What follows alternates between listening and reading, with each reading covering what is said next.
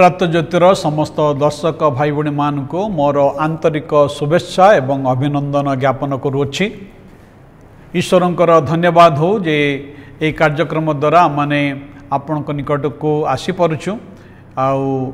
किछि प्रभुंकर वाक्य आपण को जनइबा आमानकर प्रयास रही। जदि ये कार्यक्रम द्वारा आपण आशीर्वाद पाउछंती दयाकरी आमान को सहित जोगाजोग करंतु। जदि आपणकर कौन से प्रश्न थाए बा प्रार्थना अनुरोध थाए ताहा मध्य आमान को जणांतु, आमे आपणक निमंते प्रार्थना करूछु। तेबे आसंता माने आज जो प्रसंग रे आलोचना करिबा आउ से प्रसंगर शीर्षक होची आपणकर मन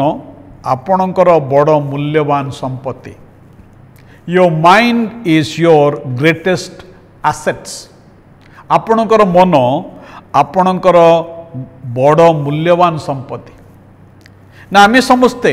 आमर मूल्यवान धन संपत्ति को अति जत्न रे रखु आउ कारण ए धन संपत्ति आमठारु केई जिपरि हरण करी न निए आ हरण करिवार हजि जिबार भय रहिछि। सेतिपई आमे कोन करथाउ आमर टंका पैसा सुना गहना मूल्यवान कागज पत्र अति जत्न रखिथाउ। अन्य कार हाथ जेपरी एथिरे न लगे ए विषय आमने आउ जत्नवान होता। किंतु भाई भाई माने आपण जानते कि आमर मन आमर बहुमूल्य संपत्ति बोली। आमे केवल कथा भाबू जे आमर मन बा आवर माइंड आम मन समस्त माने इनफॉरमेशन बा सूचनार गोटे स्टोर हाउस बोले आमे भाबी थाउ, स्टोरेज बोले आमे भाबी थाउ। किंतु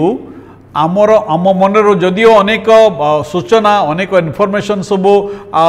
गच्छित थाए स्टोर की थाए, किंतु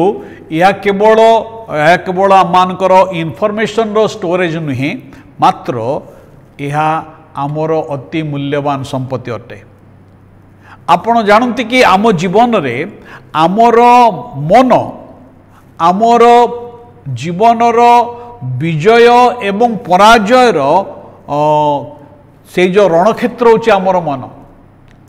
जदि आमे मन रे हारी जाओ वास्तव रे आमन हारी जाओ, जदि मन रे आमे जीति जाओ ताहले वास्तव रे मधा आमे जीति पारि थाओ। आपणकर मनर भावना निर्णय करे जे आपण कि प्रकार व्यक्ति अटंती। सेतिपई हितोपदेश तार 23 अध्याय 7 पद लिखा जाए, कारण से जेपरी मनरे निजे भावे से सेपरी अटे। जदि आपण देखिबे आपणकर मन आपणकर धन आपणकर शिक्षागत योग्यता बा आपणकर लोक संपर्क आपणकर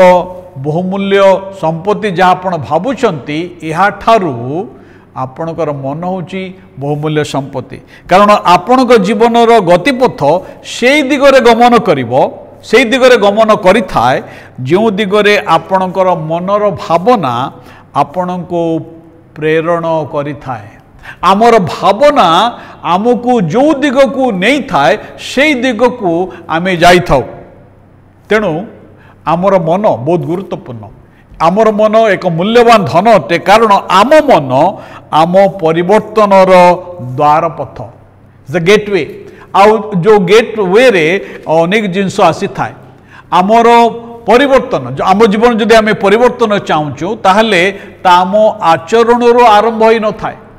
अनेक लोक मैंने भावती जे तार आचरण जदि ठीक हो तेल परिवर्तित हो नहीं, आचरण ही न थाए, मात्र या आम विश्वास रु आमर मनर आमर हृदय रु यह उत्पन्न ही थाए। ईश्वर केवल आमर प्राण को उद्धार करने चाहती ताहा नुहे, मात्र से आमान को परिष्कृत मन देवाई चाहती। से आमान को एक नूतन मन नवीकरण रिन्यूड माइंड से नवीकरण मन आमान को देवाई चाहती। एक अपरिष्कृत मन नहीं आमे केबे मध्य परिष्कृत जीवन काटी पारिबा नहीं। सेतिपई आमर मन को जो समस्त अपरिष्कार भावना सब आसे ताको जदि आम मन रे बसा बांधिबा पई देई थाउ तेबे आमे केबे मध्य परिष्कृत जीवन यापन करि पारिबा नहीं। द्वितीय रे आम मन आम आत्मार आमर जो मुख्य शत्रु शैतान भाई भाई माने अनेक समय लोक मान आमर शत्रु बोली भावी था ना लोक मैंने आमर शत्रु नुहति शैतान आमर शत्रु अटे आउ शैतान युद्ध क्षेत्र ताहा होची आमर मन शैतान आमर टंका पैसा रे आमर घर द्वार रे आमर गाड़ी घोड़ा रे आउ तार इंटरेस्ट न थाए मात्र से आमानकर थॉट लाइफ आमानकर भावनार जीवन रे तार रुचि रखि थाए आमे कौन भावुचु आमे जा भावुचु ता माने से प्रकार भाव रे आम अनुभव करि थाउ आ जे प्रकार भाव रे अनुभव आमे करि थाउ से प्रकार कार्य मधा माने करि थाउ तेणु शैतान रो दृढ़गढ़ आम मनर भावनार शैलीर आरंभ हुए जेपरिकी भय चिंता अभिलाष क्षमाहीनता अन्य सहित तुलना आम अनेक समय अन्य सहित निजक तुलना करिथाउ आम मनरे जदि शैतान आमर मनर भावना को नियंत्रण करि पारिला तेबे से आमर सिद्धांत को मध्य नियंत्रण करि पारिबो आमर भावना को जदि शैतान कैप्चर करि पारला अधिकार करि पारिला तेबे आमर सिद्धांत को आमर निष्पत्ति को मध्य शैतान कौन करे आ से नियंत्रण करि पारिबो आमर आवेग को मध्य से नियंत्रण करि पारिबो आम जीवन सबुठारु बड़ युद्ध आमान चतुर्दिगरे थिबा लोक मान द्वारा ही न थाए लोक माने वास्तव में आमर शत्रु नुहति जेपरि मु आगुरु कहली मात्र आम भितर थिबा भावना जो भावना आमे ए पंचेंद्रिय द्वारा प्राप्त ही थाउ जो भावना आमे विभिन्न उत्सरु आमने पाई थाउ आ जेतळे से भावना को ने आमे बंची थाउ से भावना को जे नै करी जेतळे भाबी थाउ आम मन मध्यरे सेतेबेले आमे कोन ही थाए ना आमको ताहा आमको ताहा ईश्वर को ठारू दूर को नहीं जाई थाए भाई भणी माने से आमर मन अति मूल्यवान अटे ये बहुमूल्य संपत्ति अटे आउ एक सुस्थ मन सुस्थ जीवन को कढ़ई नहीं थाए आज अनेकंकर मन रोगिणा हो जाइछि अनेकंकर मन से माने ठीक भाव में भावी पारुनांती ईश्वर का वाक्य रे आमे एक कथा देखो जे सुस्थ मन सुस्थ जीवन को कढ़ई नहीं थाए ईश्वर का वाक्य आमान को केवल मंद भावना भाविबा ठारू आमान को पृथक करे ता नहीं मात्र किपरि भावना आम मन रहिबो ता मध्य देई थाए मंद भावना आपण को आपणकर जीवन को आसी पारे आमे केई मध्य आमर मुंड ऊपर दे चढ़ई को उड़ी जीवा को के बंद करि परिबाने चढ़ई तो उड़ीबो जगत रे मंद भावना रहिछि जगत रे मंदता रहिछि असुचिता रहिछि पाप रहिछि शैतान रो कार्य रहिछि किंतु आम मन उपरे जदि कौन सी मंद भावना आसिक बसा बांधा को चाहे कौन सी चढ़ई जदि आम मुंड उपर बसा बांधा को चाहे आम कि से प्रभु आम को चाहती जेपर आम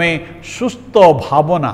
सुस्थ मन आम धारण करवा आ सुस्थ मन जो आम धारण करवा आम जीवन में आम सुस्थता को लाभ कर भाई भणी मैंने आपण कौन एक सुस्थ मन चाहती एक सुस्थ जीवन चाहती जदि सुस्थ जीवन चाहती तेबे आपणकर मन को आपण सजाड़ा दरकार अच्छी जिते आमर मन सुस्थ हम किपर सुस्थ हम से ईश्वर का वाक्य लिखा अच्छी ख्रीष्ट जीशुंकर जेपरी मन थिला तुम मानकर सेहीपरी मन हेउ ख्रीष्ट जीशुंकर मन कि प्रकार थिला से प्रेमी थिले से दयालु थिले से क्षमाशील थिले से नम्र थिले से धार्मिक थिले